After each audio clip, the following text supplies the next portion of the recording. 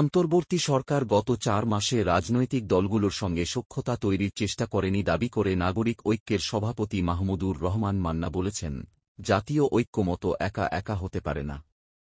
হঠাৎ করে একদিন বসে সব রাজনৈতিক দল একমত হয়ে যেতে পারে না।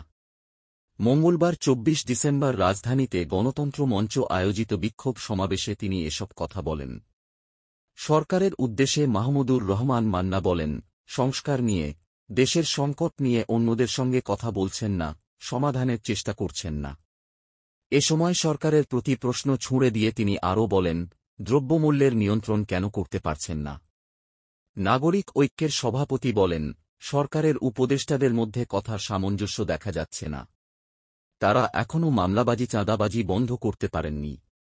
বিক্ষোভ সমাবেশে আইনশৃঙ্খলা পরিস্থিতি নিয়েও অসন্তোষ প্রকাশ করেন মান্না।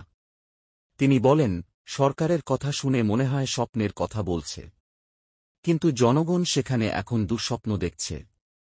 আমরা আইনশৃঙ্খলার উন্নতি দেখছি না। পরবর্তী আপডেট পেতে চ্যানেল সাবস্ক্রাইব করে বেল আইকনটি চালু করে রাখুন।